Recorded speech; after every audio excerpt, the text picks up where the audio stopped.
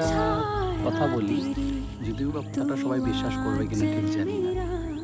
তো আমি তো বলতে গেলে খুব একটা ভালো ভিডিও করি না, খারাপ ভিডিও করি, খুব একটা ভালো হয় না। তো একটা সত্যি কথা, বাস্তব কথা বলছি। বলছে প্রতিমাতে ঈশ্বর থাকে।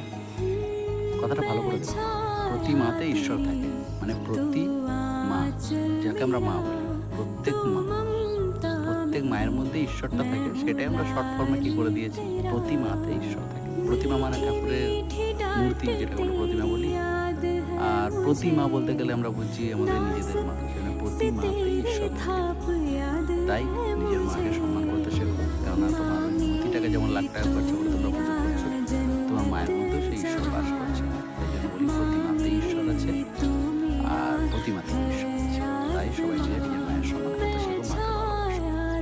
কেন এটা এমন একটা জীবনে একবার